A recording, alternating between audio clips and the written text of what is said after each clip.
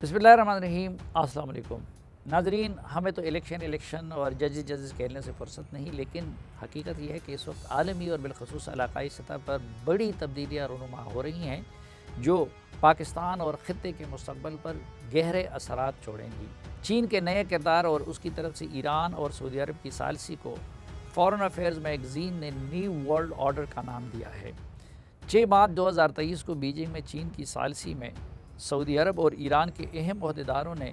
सफ़ारती ताल्लुकात की बहाली के साथ साथ साबका मुआहदों की तजदीद पर रज़ामंदी ज़ाहिर कर दी। सिर्फ ये नहीं हुआ बल्कि इस पर भी इत्तेफाक हुआ कि सऊदी अरब ईरान इंटरनेशनल टेलीविज़न चैनल्स का सपोर्ट ख़त्म करेगा, यमन में होने वाले 2022 के अमन मुआहदे को आगे बढ़ाया जाएगा, ईरान सऊदी अरब में हूसी बागियों को भेजने या फिर उनकी तरफ से मिसाइल हमले रोकने के सिलसिले में अपना किरदार अदा करेगा, जीसीसी ममालिक के साथ ईरान की तिजारत बढ़ाई जाएगी, जबकि रीजनल सिक्योरिटी फ्रेमवर्क के लिए मुज़ाकरात का आगाज़ होगा और इस अमल की निगरानी और सालसी चीन करेगा। हकीकत यह है कि चीन की सालसी में ईरान और सऊदी अरब का मुआहदा इस खित्ते बल्कि दुनिया के लिए किसी बड़े इनकलाब से कम नहीं, और मुख्तात अल्फाज में इसे न्यू रीजनल गेम का नाम हम दे सकते हैं। इसका असर पाकिस्तान पर भी पड़ेगा, अफ़गानिस्तान पर भी, यमन पर भी, शाम, इराक़, लबनान पर भी, बहरीन पर भी और किसी हद तक यूएई और ओमान जैसे ममालिक पर भी, किसी में कम और किसी में ज़्यादा। लेकिन हकीकत यह है कि मज़कूरा तमाम ममालिक में ईरान और सऊदी अरब की प्रॉक्सी जंग जारी थी, और जब इन दोनों ममालिक की सुलह हो जाएगी तो रफ्ता रफ्ता खुद ब खुद इन ममालिक में भी ये जंगें ख़त्म हो जाएंगी। पाकिस्तान इन दो ममालिक की प्रॉक्सी वार की वजह से फ़िरक़वारियत और दहशतगर्दी का शिकार रहा, बल्कि सफारती और तजारती हवालों से भी हम वक्त पाकिस्तान उलझन में मुब्तला रहता। पाकिस्तान किसी हवाले से ईरान के करीब जाता तो सऊदी अरब नाराज़ हो जाता, और सऊदी अरब से क़ुर्बत बढ़ाता तो ईरान भड़क जाता। हालांकि पाकिस्तान के लिए दोनों मजबूरी हैं। ईरान पड़ोसी मुल्क है और पाकिस्तान में एक बड़ी तादाद अहले तशी की रहती हैं जो ईरान से हमदर्दी रखते हैं। दूसरी तरफ सऊदी अरब अल्लाह और उसके रसूल सल्लल्लाहु अलैहि वसल्लम के घर की वजह से हर पाकिस्तानी के लिए अक़ीदत का महवर है। पाकिस्तान में सबसे ज़्यादा ज़र मुबादला सऊदी अरब से आता है, जबकि हर मुश्किल वक्त में पाकिस्तान की सबसे ज़्यादा मदद भी सऊदी अरब ने की है। यूँ अगर इन दोनों ममालिक की सुलह हो जाए तो पाकिस्तान भी इस उलझन से निकल जाएगा। इसी तरह इन दोनों ममालिक ने एक लंबे अरसे तक अफ़गानिस्तान में भी प्रॉक्सी वार लड़ी है, और ज़ाहिर है कि अफ़गानिस्तान के हालात भी पाकिस्तान पर बराह रास्त असर डालते हैं। इसी तरह अगर शाम, लबनान और यमन में एक मुसलमान के हाथों दूसरा मुसलमान मरता रहा तो उसमें भी एक अहम आमिल ईरान और सऊदी अरब का प्रॉक्सी वार था। बल्कि इराक़ में भी शायद अमरीकी कब्ज़े के बाद इतने इराक़ी नहीं मरे थे जितने के बाद में फ़िरक़वाराना जंगों में मरे, और ज़ाहिर है कि उसका एक अहम आमिल भी यही था कि ईरान इराक़ में अपना रसूख बढ़ाना चाह रहा था, जबकि सऊदी अरब अपना बढ़ाना चाह रहा था। अब इंशाअल्लाह मज़कूरा अरब ममालिक में भी अमन की तरफ सफ़र का आगाज़ होगा, और फ़िक़ी बुनियादों पर या फिर प्रो ईरान और प्रो सऊदी अरब की बुनियाद पर एक दूसरे से लड़ने की बजाय तिजारत और तरक्की के मैदानों में मुकाबले की राह हमवार होगी। एक और नतीजा ये निकलेगा कि अब अमेरिका की ईरान और सऊदी अरब को ब्लैकमेल करने की सलाहियत मज़ीद कम हो जाएगी, क्योंकि ईरान का खौफ दिलाकर अमेरिका अरब ममालिक को अपना असलहा बेचता, उनके तेल के ज़ख़ायर पर कंट्रोल हासिल करता और अपनी मनमानियाँ करवाता रहा। और दूसरी तरफ ईरान को इतना खौफ अमेरिका का न रहता जितना कि अरब ममालिक से रहता, इसलिए उसके ज़्यादातर वसाइल अमेरिका के ख़िलाफ़ इस्तेमाल होने की बजाय मुसलमान ममालिक में अपने प्रॉक्सीज़ को मुसल्लह करने और दीगर हवालों से इमदाद देने में ख़र्च होते रहें।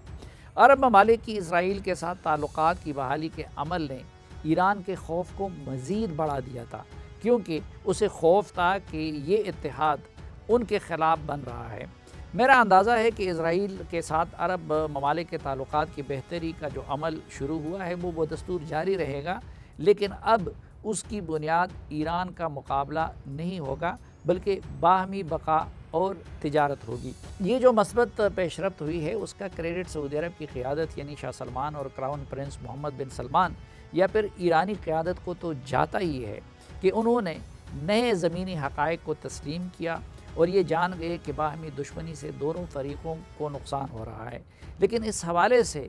चीनी क़यादत की बसीरत को भी इंसान दाद दिए बगैर नहीं रह सकता। जो कुछ हुआ उससे लगता है कि एक अरसे से चीन इस मामले में खामोशी के साथ सरगर्म अमल था। असल काम चीनी सदर के दौरे सऊदी अरब और फिर ईरान के सदर के दौरे चीन के दौरान और फिर खुफिया सफारतकारी के ज़रिए पस पर्दा शुरू हुआ था और शायद इस हवाले से बहुत काम हुआ है। सऊदी अरब, ईरान और अरब ममालिक से बढ़कर ये चीन की कामयाबी है और इस अमल के ज़रिए चीन ने अमेरिका को ये पैगाम दे दिया कि अगर दुनिया नहीं तो कम अज़ कम अब इस खित्ते का मुहार अमेरिका नहीं बल्कि चीन के पास रहेगा। चीन एक तो बड़ी तेज़ी के साथ सऊदी अरब और दीगर अरब ममालिक में सरमायाकारी कर रहा है और दूसरी तरफ उसके ईरान के साथ भी करीबी ताल्लुकात हैं। इसी तरह सऊदी अरब ने अमेरिका को आंखें दिखाकर ईरान के साथ ताल्लुकात के मामले में चीन को बतौर सालिस तस्लीम करके ये पैगाम दिया है कि अगर अमेरिका ज़्यादा तंग करेगा तो उसके जवाब में नए ऑप्शन यानी चीन का इंतखाब किया जाएगा। लेकिन साथ ही हमें ये बात भी मद्देनज़र रखनी चाहिए कि मौक़े के साथ साथ ये पेशरफ्त कुछ चैलेंजेस भी हमारे सामने ला रहा है। एक चैलेंज तो ये होगा कि इससे कबल सऊदी अरब ईरान के तनाजुर में भी पाकिस्तान के नाज नखरे ज़्यादा उठाता था,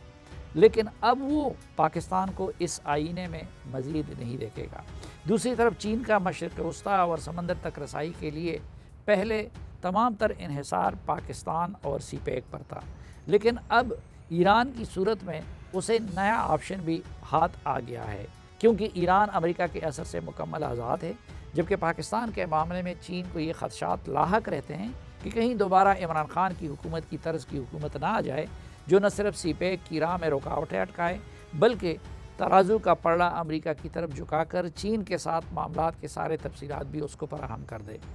तादम तहरीर कहा जाता था कि जो हैसियत इसराइल की अमेरिका के लिए है वही हैसियत पाकिस्तान की चीन के लिए है, लेकिन अब चीन को ईरान और उसी तरह के कई दीगर ऑप्शन भी मैसर आ जाएंगे। इस नए रीजनल या ग्लोबल ऑर्डर में अब पाकिस्तान के लिए एक मुश्किल ये बढ़ गई है कि उसके लिए अब ज़्यादा अरसा दो कश्तियों पर सवारी मुमकिन नहीं रहेगी, यानी वो चीन और ईरान को बैक वक्त साथ ज़्यादा अरसा नहीं चलाया जाएगा। अब दोनों तरफ से ये दबाव बढ़ेगा कि पाकिस्तान फ़ैसला कर ले कि वो किसके साथ है। इक़्तिसादी बदहाली के बावजूद पाकिस्तान के लिए चीन की तरफ से भरपूर मदद का ना आना उसकी तरफ से ये पैगाम है कि वो पक्की यारी का यकीन चाहता है और ये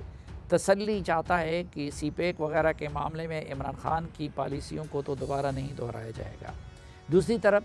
शराइत पूरी करने के बावजूद IMF की तरफ से मुआहदा ना करने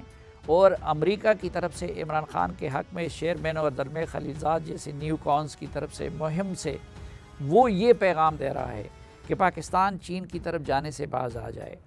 अब सऊदी अरब एक इलाकाई ताकत होने के नाते और दीगर अरब ममालिक अपनी माली खुशहाली और सरमायाकारी के मैदान या फिर तेल के मराकज़ होने के नाते तो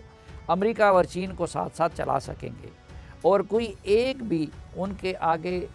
लकीर नहीं खींच सकता। लेकिन पाकिस्तान के सामने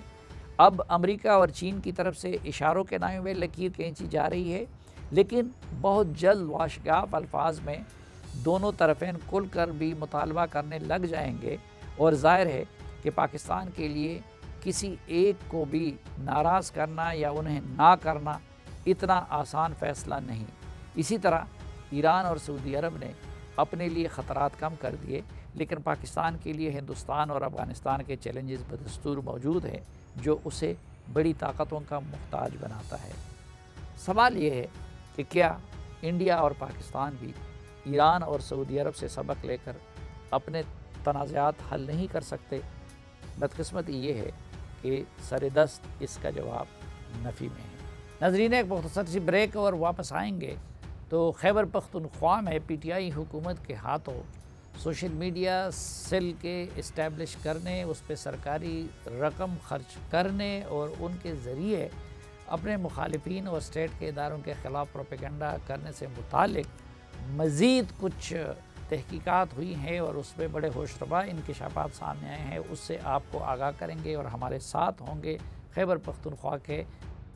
वज़ीर इत्तलाआत जनाब फ़ैरोज़ जमाल शाह साहब।